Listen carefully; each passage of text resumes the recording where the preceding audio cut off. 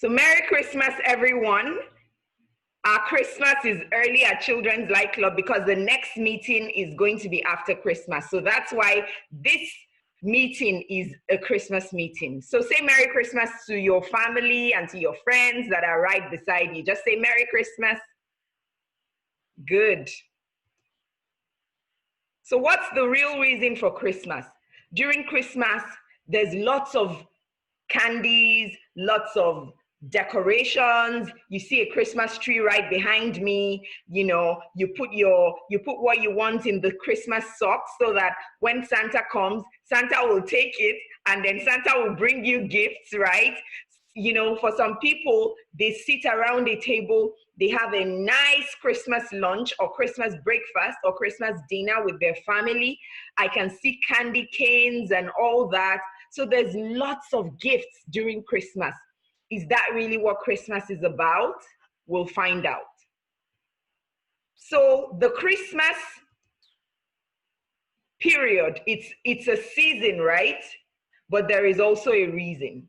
And I put this picture here for you to know that, yes, there is a season and you're dancing, you are rejoicing, you are excited, but never forget the reason. Can you say to your neighbor in your house, say, never forget the reason for Christmas? Awesome. Never forget the reason for Christmas. Never forget the reason for Christmas. So there is the season when all of us are so excited and we are running around and we are jumping and we're excited, we're sharing candy, we are having lunch with family, we're having a great time, but there is also the reason. Never forget the reason for Christmas. If you look at the picture for the reason, this picture right here, the half of this wreath, you see the thorns, and that makes you remember something. It makes you remember when Jesus died for us. It makes you remember Jesus. It makes you remember Jesus because Jesus is the real reason for Christmas. Jesus is the real reason for Christmas. So in dancing, in having fun, in going for play dates, in, you know, having all of the candies and all that, never forget that the reason why we're doing this is because of Jesus. Let that be somewhere in your heart that nobody can touch, that no candy can take away, that no Christmas lights can take away, no Christmas trees can take away. Jesus, Jesus, Jesus. God is the most important in everything that we do. Never forget that. So if you're having fun and everything, when you are in that quiet place, just remember to say, thank you, Jesus. Thank you, Jesus, because you are the reason for Christmas. Thank you. Thank you. And we'll talk more about that. So why is Christmas celebrated on December 25? Some people think maybe December 25 was the real day that Jesus was born. But we really don't know. But the reason why we choose to celebrate Christmas on the 25th of December is because that day was selected as a day to celebrate Jesus. So some people will say, oh, who told you that Jesus was born on the 25th of December? Really, we don't really care about that. That's not what we're worried about. We just want to celebrate Jesus. We just want to celebrate Jesus. And why is it called Christmas? Because long ago, followers of Christ used to have a mass to celebrate Christ, a mass to remember the death and the resurrection of Jesus. And that's why Christ was added to mass, and then it became Christmas. Okay? It became Christmas. So the Christians have chosen December 25 to celebrate Jesus. And let me tell you, you don't only celebrate Jesus on December 25. Remember, we know that at Children's Light Club, we celebrate Jesus every single day of our lives. We celebrate Jesus. So let me tell you a quick story, a reminder of the story of the birth of Jesus. You remember that the angel of God, Angel Gabriel, appeared to Mary and said, Mary, you are favored by God. You are going to bring forth the Savior of the world. Remember, Mary was going to marry Joseph, but they were not yet married when the angel said to Mary, Mary, you are going to get pregnant, and Jesus is going to be in your tummy, and that Jesus is going to be the Savior of the whole world. And Mary said, okay, Lord, let it be to me just as you have said. Mary is an example of somebody who loves the Lord, because Mary just said, okay, Lord, I'll take it. And then the angel of God also appeared to Joseph when he was sleeping and told Joseph, Joseph, don't worry, trust Mary. Mary is going to get pregnant, and that pregnancy is a seed from God to carry Jesus. And Joseph also gave in to the Lord and said, that's fine, Lord. So one time they wanted everybody to go back to their villages where they came from so that they can do a counting in the land. So Joseph took Mary, pregnant Mary, took Mary to Bethlehem so that they can count them there. And when they got to Bethlehem, they wanted to stay in a small hotel, an inn. And they said, can we have a room here? The innkeeper said, sorry, no vacancy. No vacancy. So Joseph was worried, oh, where do I take my wife? Where do I take my wife? And guess what? It was time for Mary to give birth to Jesus. And she was saying, now is time. Now is time. This baby is ready to come out. This baby is ready to come out. And Joseph took Mary into the manger. And that's why Jesus was born in the manger. And guess what? Even many prophets had talked about it before, that the Savior of the world will be born in a manger. And guess what? He was born in the manger. So he went there with Mary, and Jesus was born. When Jesus was born, the angel of the Lord appeared to some wise men and told them that Jesus Christ is born. The Savior of the world is born. You are blessed because the Savior of the Lord is born. And while that angel was talking, so many other angels just appeared at the back of that angel. And they were saying, we praise God. We praise God. We praise God because Jesus is born. And you know what the wise men did? They took gifts unto the Lord. They took gifts unto the Lord. So let's ask ourselves, why did Jesus come? Why was that baby born in the manger? Remember, the Bible says in John chapter 3, verse 16, that God really loved the world, and he gave us his son. And God now says, whoever believes in his son, just like you, just like me, will not perish. That means will not be destroyed, but will have eternal life. That means will live with God forever. Let me tell you something else that the Bible says. The Bible says, even before Jesus was born, God spoke through some prophets. And a prophet said, unto us a child has been born. Unto us a son has been given.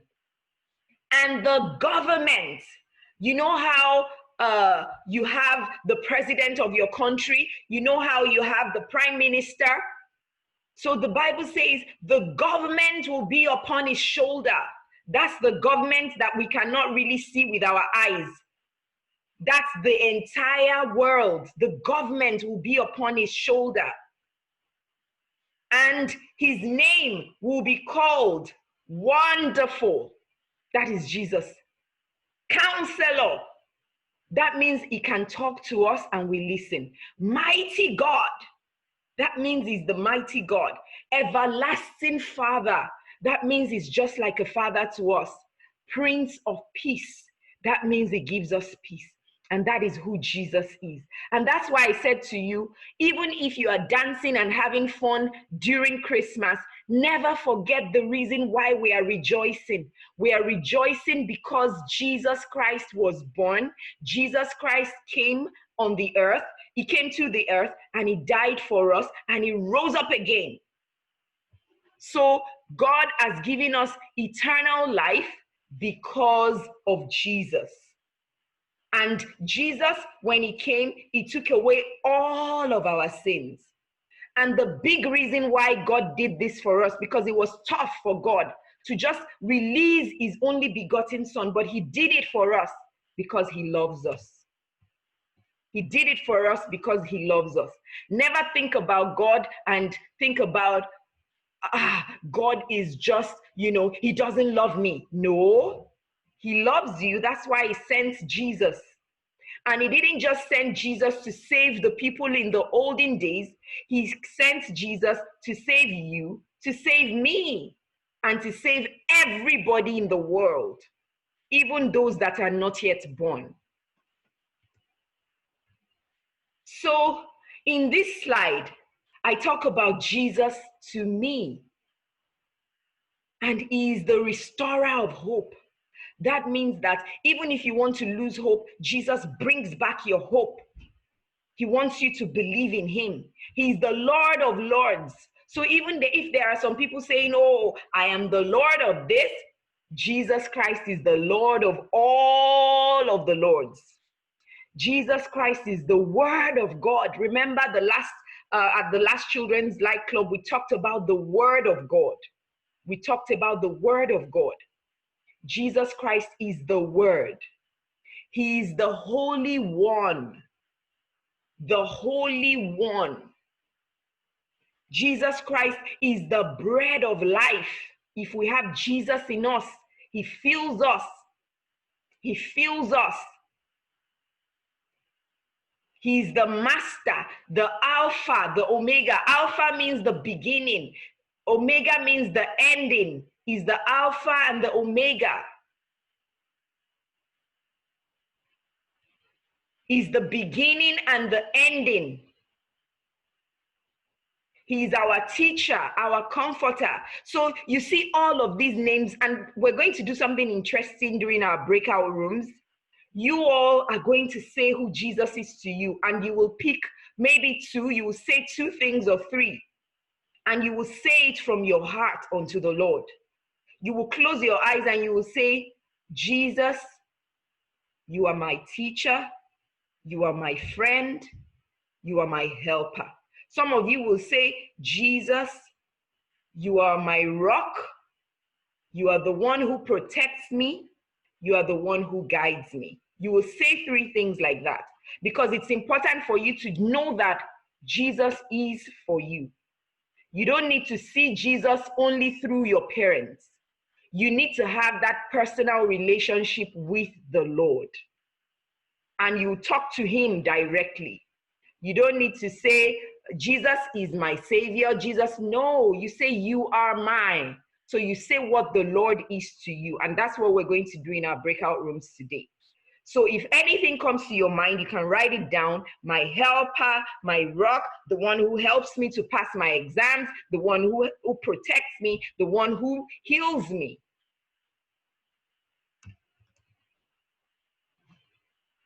So at Christmas, what are we meant to do? And is it just at Christmas? No, it's at Christmas and it's every time. We should help people. Let's act like Jesus. Let's support people. Let's give to people who are in need.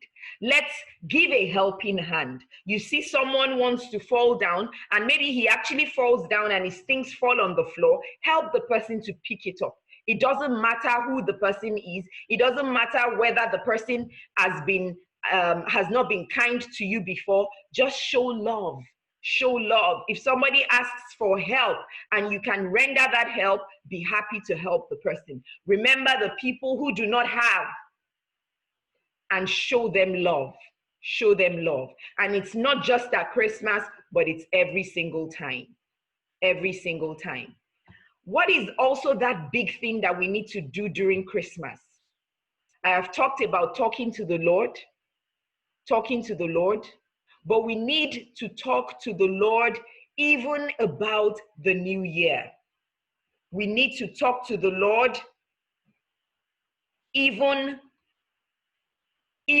about the new year. We need to talk to the Lord about the new year. We need to talk to the Lord about our lives. I've told you during Christmas, you remember the Lord. You remember the Lord. You say thank you. And then you say, next year is so close, because every time it's Christmas, we know that the next year is so close. So what do? We talk to the Lord. We talk to the Lord. We talk to the Lord. Remember last year, we talked about, at the beginning of the year, we talked about having a bucket list. We talked about planning for the new year. What are your thoughts for the new year? Have your notepad and begin to write things down. Begin to write things down. And your thoughts are not only just about school and everything. You should have something about school. You should have something about your family, how you want to be more responsible. You should have something about how serious you want to take the Lord in the new year. Do you want to make sure you are praying every day? Do you want to read your Bible every day? Plan it, and then you take that paper that you have to the Lord and you pray that God helps you to do it right. So our memory verse for today is John 3:16. And I want you to repeat after me. For God so loved the world that he gave his one and only Son, that whoever believes in him shall not perish, but shall have eternal life. For God so loved the world that he gave his only Son, that whoever believes in him shall not perish, but have eternal life.